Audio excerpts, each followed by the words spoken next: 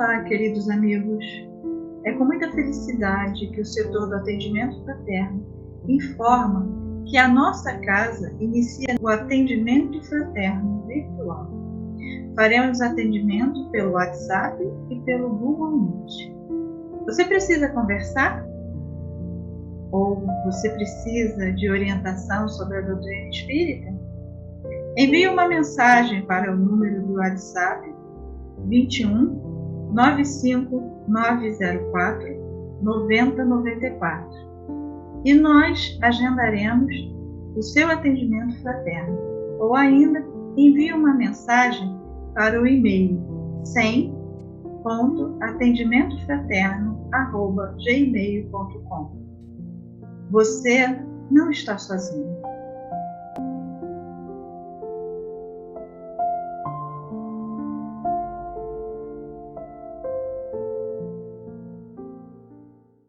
Olá, amigos queridos e colaboradores da nossa casa querida, o Centro Espírita Miguel. Gostaríamos muito de agradecer a todos que confiaram e continuam confiando em nosso trabalho, nos auxiliando com suas contribuições mensais para que a distribuição de alimentos não parasse. O nosso muito obrigado. E viemos aqui mais uma vez conversar sobre as nossas prioridades neste momento, que é o conserto do telhado, do Salão Alfredo e as infiltrações na parede da sala de corrente fraterna. Estamos em fase de orçamento, mas já sabemos que para essa realização precisamos da ajuda de todos vocês. Iniciando assim, a partir de agora, uma campanha de doações. Essas doações poderão ser feitas em nossa conta.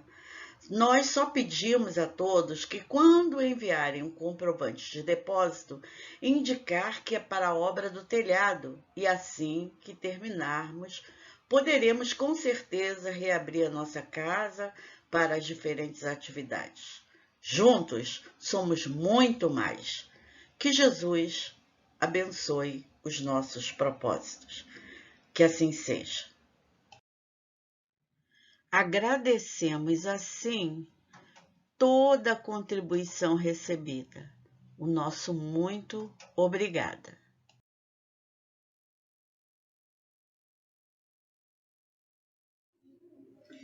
Boa noite, meus irmãos.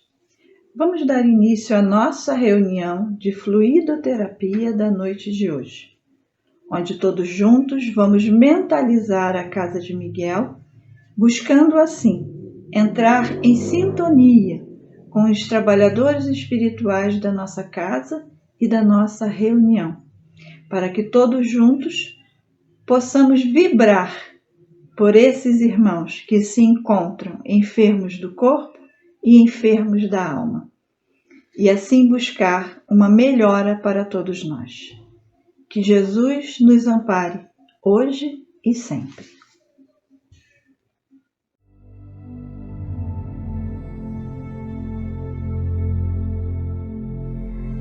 Do livro Caminho, Verdade e Vida, pelo Espírito Emmanuel, psicografia de Francisco Cândido Xavier.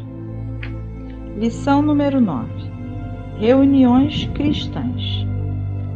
Chegada, pois, a tarde daquele dia, o primeiro da semana, e cerradas as portas da casa, onde os discípulos, com medo dos judeus, se tinham ajuntado, chegou Jesus e pôs-se no meio deles e disse-lhes: Paz seja convosco. Isso está no Evangelho de João, capítulo 20, versículo 19. Desde o dia da ressurreição gloriosa do Cristo, a humanidade terrena foi considerada digna das relações com a espiritualidade. O Deuteronômio proibira terminantemente o intercâmbio com os que houvessem partido pelas portas da sepultura, em vista da necessidade de afastar a mente humana de cogitações prematuras. Entretanto, Jesus, assim como suavizara a antiga lei da justiça inflexível com o perdão de um amor sem limites, aliviou as determinações de Moisés, vindo ao encontro dos discípulos saudosos. Cerradas as portas para que as vibrações tumultuosas dos adversários gratuitos não perturbassem o coração dos que anelavam o convívio divino, eis que surge o Mestre muito amado, dilatando as esperanças de todos na vida eterna. Desde essa hora inovidável, estava instituído o movimento de troca entre o mundo visível e o invisível. A família cristã, em seus vários departamentos, jamais passaria sem o doce alimento de suas reuniões carinhosas e íntimas. Desde então, os discípulos se reuniriam tanto nos cenáculos de Jerusalém como nas catacumbas de Roma. E nos tempos modernos, a essência mais profunda dessas assembleias é sempre a mesma, seja nas igrejas católicas, nos templos protestantes ou nos centros espíritas. O objetivo é um só: procurar a influenciação dos planos superiores, com a diferença de que, nos ambientes espiritistas, a alma pode saciar-se com mais abundância em voo mais alto, por se conservar afastada de certos prejuízos do dogmatismo e do sacerdócio organizado. Graças a Deus.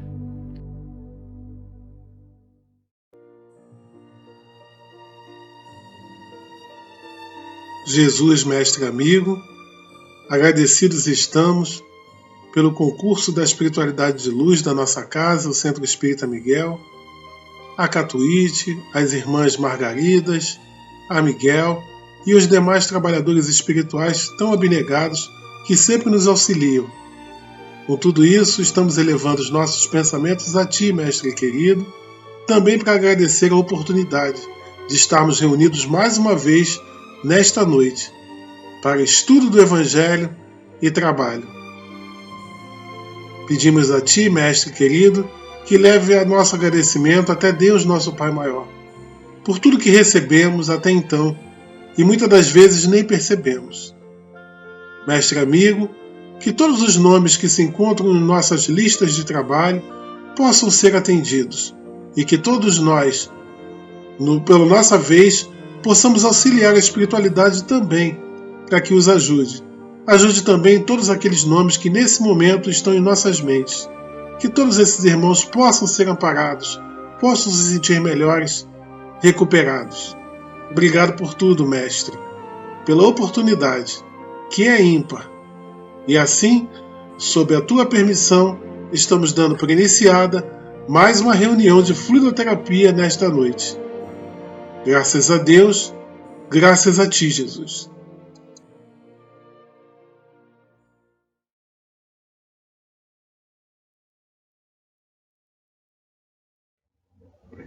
Olá, boa noite. Silvio, Centro Espírita Miguel, é um prazer, uma honra estarmos filosofando o Evangelho do Cristo. O capítulo de hoje é o capítulo 4, itens 1 a 3, resumo da doutrina de Sócrates e Platão. Vamos relembrar alguns assuntos da vida de Sócrates e Platão bem rapidamente, tá? Vamos nessa? Está imperdível. Então, meus amigos, vamos relembrar alguns conceitos de Sócrates e Platão. Sócrates, 470 a 399, está aí o seu nascimento antes de Cristo, tá? Foi um grego que revolucionou o pensamento ocidental, filho de um artesão e de uma parteira. Participou em campanhas militares, ficou conhecido por iniciar um período de filosofia grega, período socrático que abordava questões humanas, tal como convívio em sociedade, o bem, o mal, a verdade. Só sei que nada sei. Teve um caráter questionador, pois que reconheceu ignorante, leva à busca do saber, ao passo que a sabedoria intelectual leva à estigmação. Criou um método, uma autêntica, em que consiste em perguntas e respostas sucessivas, por mais perguntas. Esse era um jogo de palavras, no qual ele se titulava irônico, a ironia. Tinha a finalidade de confrontar as autoridades da época, que julgavam em saber tudo, que na verdade não sabia nada. Diz a lenda em que em sua juventude ele visitou o oráculo do templo de Delfos, situado no templo de Apolo, na Grécia, que leu a seguinte frase no templo: conhece-te a ti mesmo e conhecerá o mundo e os deuses, que ficou gravado na sua memória e ficou como lema de sua vida. Outro impacto que ele teve, tá, que mudou a sua vida, que teve o contato com a revelação de uma sacerdotisa nesse templo, que falou para ele que ele seria o homem mais sábio da Grécia. Ensinava e pregava, assim como Jesus, em praças públicas, em templos, em casas de amigos, em qualquer lugar, ele pregava a sua filosofia. Tá? Foi denunciado e sentenciado como subversivo, pois não acreditava nos deuses e da cidade e por corromper a mocidade. Foi julgado por um tribunal popular. Por ser considerado bom cidadão e por obedecer às leis, aceitou a morte. Mesmo preso e sentenciado, tá, ele ainda pregava na prisão. Teve o contato aí com um dos amigos que tinha dinheiro na época em subornar os guardas da prisão. Tá? Ele recusou, porque como ele era um camarada que sempre buscava a verdade, como é que ele ia conviver com isso, com a mentira? Já que esse amigo dele tinha rico, tinha situação, influência na cidade, iria subornar os guardas para ele fugir com a sua família. Ele não. Aceitou dignamente a morte. Tá? Foi um belo exemplo aí que ele nos deu aí. E vamos falar agora sobre Platão. Esse anotou tudo. Botava o caderninho debaixo do braço e escrevia tudo os ensinamentos de seu mestre Sócrates. Também grego, nasceu em 428 a 427 em Atenas, na Grécia. Aos 20 anos ele teve contato com Sócrates. Tornou-se discípulo e anotando tudo que o mestre falava. Foi considerado um dos filósofos mais influentes de todos os tempos, pois influenciou a filosofia cristã e medieval. Deu continuidade ao pensamento de Sócrates. Tema como obra principal, temos aí O Banquete. Como escritor, como poeta, temos o famoso mito da caverna, da Atlântica e dos Eros.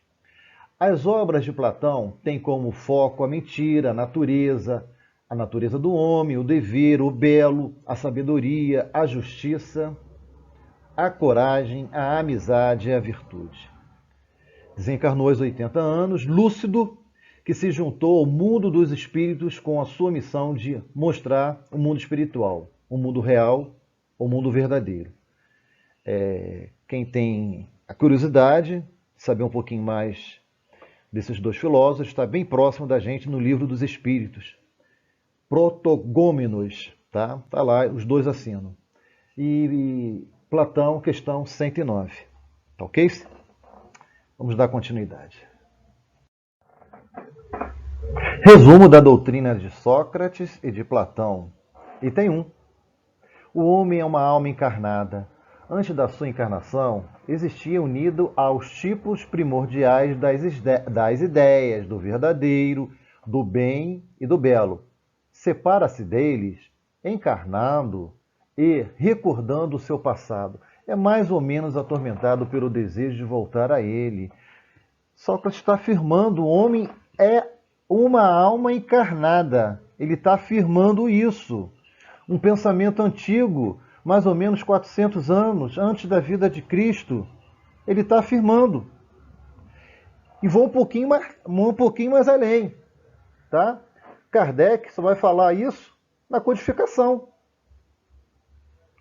Na base da nossa doutrina dos espíritos. Qual é a base? Existência de Deus, imortalidade da alma, pluralidade do mundo dos habitados, pluralidade das existências, comunicabilidade dos espíritos. Pensamento antigo. Antes da sua encarnação, existia unida aos tipos primordiais das ideias do verdadeiro, do bem e do belo. Está na erraticidade. Separar-se deles, encarnado e recordando seu passado, é mais ou menos atormentado pelo desejo de voltar a ele. Vamos ver o comentário de Kardec. Não se pode enunciar mais claramente a distinção e independência entre o princípio inteligente e o princípio material. Precisamos da matéria para encarnar, para vivenciar as nossas experiências, para desenvolver o intelecto, para desenvolver as nossas faculdades como princípio inteligente, como espírito imortal. Precisamos da matéria. Deus, matéria e espírito. Aquele triângulozinho. É, além disso, a doutrina da pré-existência da alma, da vaga intuição que ela guarda de um mundo, de outros mundos, a quem aspira, da sua sobrevivência ao corpo. Olha que coisa bonita que Kardec está dizendo. O espírito sobrevive ao corpo. Quando nós morrermos, nós desencarnarmos, o corpo material fica, o espírito é imortal.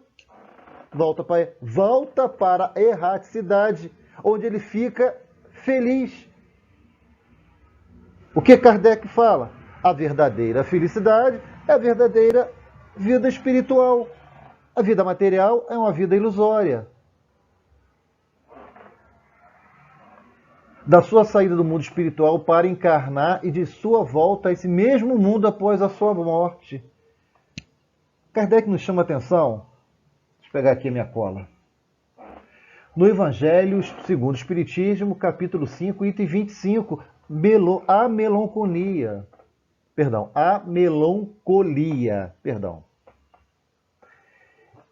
Ele nos relata, tá, a saudade que nós temos do mundo espiritual. Quem já não vivenciou, você está rodeado entre amigos, está rodeado de pessoas, mas se sente só, aquele sentimento, saudade da vida espiritual, saudade dos seus entes que você deixou, sente só, falta alguma coisa. Você está rodeado de pessoas, está faltando alguma coisa na sua vida. Esse sentimento que nada supre o seu coração. Quem não já vivenciou isso? Você tem tudo na vida. Você tem uma vida estabilizada. Você tem os seus amores aqui, seu emprego, mas falta alguma coisa. Aquele sentimento de vazio, saudade. Saudade de Deus. Saudade do bem, do belo. Finalmente, aí ele termina aqui. Essa observação de Kardec é genial. É finalmente o germe da doutrina dos anjos decaídos. Está lá na Gênesis, tá? Gênesis. Doutrina dos anjos decaídos e do paraíso perdido. A gente sabe que nós temos que evoluir constantemente. Desenvolvemos as duas asas da inteligência e da moralidade. Tem companheiros que desenvolvem mais a inteligência e acabam desenvolvendo a inteligência para o mal. É que nós vamos passar agora a peneira. O que determina a nossa estadia nos nossos mundos é a moralidade e o sentimento. Doutrina dos anjos caídos são companheiros em outros mundos que não teve esse sentimento de amor, de fraternidade. Foram exilados. Exilados de capela. Está lá, exilados de capela. Emmanuel fala a caminho da luz. Quem tiver curiosidade, está lá. Ok, gente? Vamos lá para o outro item. Item 2. A alma se transvia e perturba quando se serve do corpo para considerar qualquer objeto. Tem vertigem, como se estivesse ébria, porque se prende a coisas que estão, por sua natureza, sujeitas a mudanças, ao passo que, quando contempla sua própria essência, dirige-se para o que é puro, eterno e imortal. E sendo ela dessa natureza, permanece aí ligado, por tanto tempo quanto possa. Cessa então os seus transviamentos, pois que está unida ao que é imutável. E a esse estado da alma é que se chama sabedoria. Vamos lá, gente. A alma se transvia e perturba. Transvia é desviar do caminho, vai por outra via, tá? Isso acontece quando nós estamos encarnados, porque ele fala assim, quando se serve do corpo para considerar qualquer objeto. Tem vertigem como se estivesse ébria, porque se prende a coisas que estão, por sua natureza, sujeitas à mudança. Tá? Quando nós estamos encarnados, nós sofremos as influências.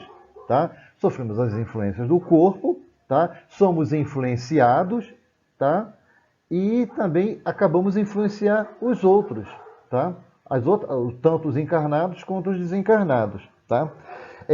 Estamos sujeitos às influências e às variações da matéria, porque a matéria está sempre sofrendo mutações.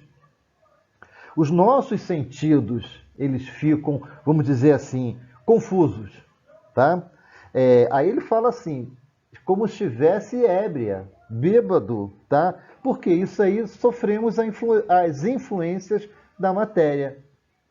Sexualidade, corpos bonitos, isso influencia, vai acabando influenciando, tá? Ao passo que, quando contempla a sua própria essência, dirige-se para que é puro, eterno e imortal, e sendo ela dessa natureza, permanece aí ligada. Permanece aí ligada por tanto tempo quanto possam, tá? A beleza, sexualidade, tá? São todas essas sensações que dão influência à matéria, tá? Ao corpo. Tá? Aí, lá embaixo ele fala assim, cessa então os seus transviamentos, pois que está unida ao que é imutável. E esse estado da alma é que se chama sabedoria. Tá? A essência espiritual, os valores nobres, as virtudes, tá? A paciência, tá? E são os valores do espírito. Tá?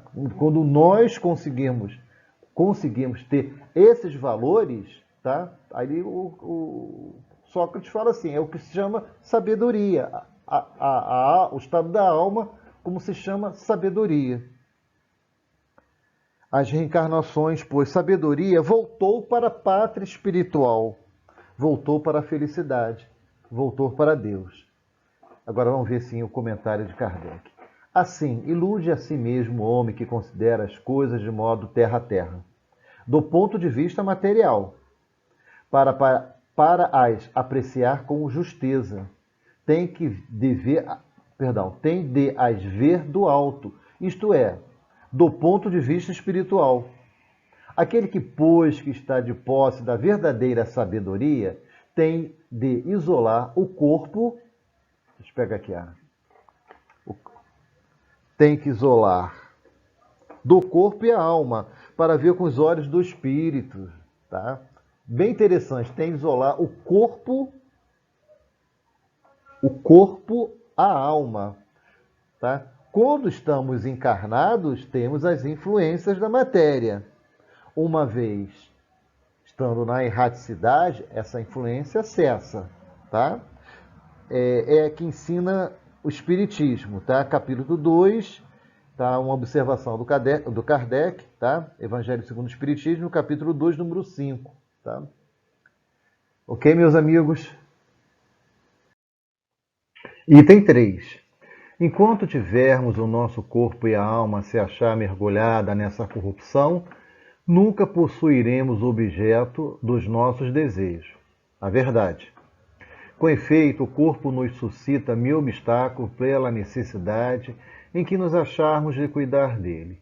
Ao demais, ele nos enche de desejos, de apetites, de temores, de mil quimeras e de mil tolices, de maneira que, com ele, impossível se nos torna ser ajuizados, sequer por um instante. Mas, se não nos é possível conhecer puramente coisa alguma, enquanto a alma nos está ligada ao corpo, de duas uma: ou jamais conheceremos a verdade, ou só conheceremos após a morte. Liberto da loucura do corpo, conservaremos então, lícito é esperá-lo, como homens igualmente libertos, e conheceremos por nós mesmos a essência das coisas. Essa a razão porque os verdadeiros filósofos se exercitam em morrer e a morte não lhes afigura de modo nenhum terrível. Vamos lá, gente. Tem coisas aqui interessantes para a gente filosofar. Na primeira frase, Sócrates usa de novo a palavra corrupção. Como a gente já viu isso, desvio. Tá? A alma, quando está encarnada, está sujeita às influências da matéria e acaba por ela se desviar do caminho. E depois, mais um pouquinho adiante, ele fala do corpo. Com efeito, o corpo nos suscita mil obstáculos pelas nossas necessidades, pela necessidade em que nos acharmos de cuidar dele. Quando encarnados, nós temos que ter o cuidado com a higiene, com a alimentação, tomar banho. Tá? São cuidados que a gente tem que ter com o nosso corpo. Tá? Coisa que na vida espiritual a gente não tem esse cuidado, tá? Porque o corpo fica, o espírito vai. Ao demais, ele nos enche de desejos, de apetites, de temores, de mil quimeras e de mil tolices, de maneira com que ele, impossível se nos acharmos ajuizados. Tá? São os exageros que nós fazemos quando estamos encarnados. Os apetites, né? Eu dei aqui vou dar como exemplo aqui para vocês, assim, necessidade do corpo perfeito, os supérfluos. Estou gordo demais, estou magro demais, preciso malhar mais, preciso comer menos, preciso comprar mais sapatos. Eu já tenho no meu guarda-roupa lá 36 pares, mas eu preciso comprar mais sapatos. Preciso trocar de celular. Nova geração, preciso. Tá? Quimeras, tolices. Aí depois ele fala aqui mais um pouquinho mais adiante. Libertos da loucura do corpo, conservaremos então, lícito esperá-los, com homens igualmente libertos e conheceremos por nós mesmos a essência das coisas. A essência das coisas são as virtudes. Essa razão porque os verdadeiros filósofos se exercitam em morrer e a morte não lhes afigura de modo nenhum terrível. A gente ainda temos medo da morte. Nos preocupamos com isso. A gente não se prepara. Deveríamos nos preparar. Como se prepara para morrer? Desapegar das coisas materiais. Tá? Meu filho, meu marido, meus livros, meus discos. Tudo isso aí vai ficar. O que o espírito leva são as ações boas e ações ruins. Isso que a gente leva. Ok? Aí tem um comentário aí de Kardec. Esta aí é o princípio das faculdades da alma obscurecidas por motivo dos órgãos corporais e da expansão dessas faculdades depois da morte. Mas trata-se apenas de almas já depuradas. O mesmo não se dá com almas impuras. Tem uma observação do céu e inferno na primeira parte. Quando encarnados, nós sofremos um processo de redução perispiritual.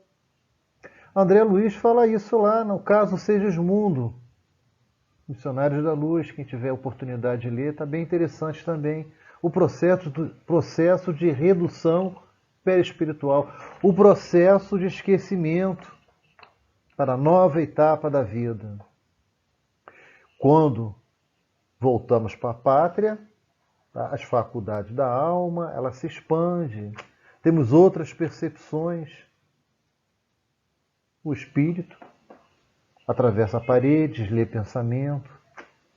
Nada, a matéria não se opõe a ele. Calor, frio. Kardec faz um comentário no Livro dos Espíritos, Sensações e Percepções. Está lá no Livro dos Espíritos. Vou dar uma lida rapidamente aqui no Céu e Inferno. Tá? Causas do temor da morte. O item 2. Esse temor é um efeito da sabedoria, da providência divina, em consequência do instinto de conservação, comum em todos nós. Tá? Ele é necessário enquanto não está suficientemente esclarecido sobre as condições da vida futura. Como contrapeso, há tendência que, sem esse freio, nos levaria a deixar prematuramente a vida e negligenciar o trabalho terreno, que deve servir ao nosso próprio adiantamento. Isso é um item 2. E mais um pouquinho, Kardec fala assim: a certeza de reencontrar seus amigos depois da morte. Olha só que coisa bacana. De reatar relações que tivera na Terra. A felicidade de reencontrar nossos entes queridos. E que a vida continua, né? Bom, gente, terminamos aqui o nosso trabalho, o nosso estudo. Tá? Que Jesus nos abençoe, que essa casa tão boa nos acolhe nessa noite de sono, que nossos pensamentos agora sejam para Deus nosso Pai. Obrigado pela paciência e fiquem com Deus. Um forte abraço. Que Deus nos abençoe. Beijo em todos. Vamos agora nos encaminhar para a prece final, onde todos juntos buscamos Jesus em nossos pensamentos, para aproveitar melhor essas vibrações de saúde, de equilíbrio e de harmonia para o nosso corpo físico e espiritual. Que Jesus ampare a todos nós, hoje e sempre. Quanta luz nesse ambiente, descendo sobre nós, vibrando em nossa mente. Quanta luz, quando assim em prece, como a alma cresce aos olhos de Jesus. Quanta luz, pois em oração a voz do Mestre fala ao nosso coração. Quanta luz descendo sobre nós. Quanta luz, quanta luz.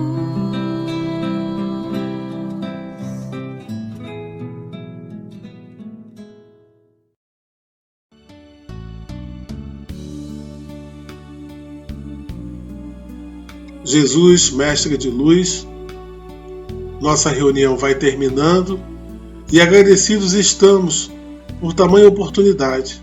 Não sabemos nem mensurá-la. Agradecidos estamos também pelo estudo do Evangelho que nos foi ofertado nesta noite. Mais um momento de boas reflexões para nós.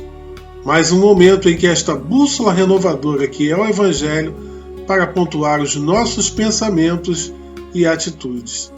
E assim, vamos nos renovando a cada dia, a cada vez que estudamos o Evangelho e, com afinco, apreendemos aquelas lições, vamos vendo tudo melhorar para nós e para aqueles que convivem conosco. E essa é a intenção do Evangelho, promover em nós uma grande reforma íntima, para que façamos brilhar a nossa luz. Recebemos tanto nesta noite e nem percebemos o que recebemos, mas que todos nós possamos ter uma semana de luz e de paz, com boas vibrações. Mais uma vez te pedimos que leve nosso agradecimento até Deus, nosso Pai Maior. Agradecidos também estamos ao concurso da espiritualidade, que sempre está conosco neste belo trabalho. Obrigado por tudo, Mestre. E assim, sob a tua permissão, estamos dando por encerrada a nossa reunião de fluidoterapia desta noite. Que as tuas vibrações de luz e de paz estejam conosco hoje e sempre. E sempre, Mestre, sabemos que elas estão. Estamos ainda no grande trabalho, envidando esforços para vibrarmos na tua face. Graças a Deus.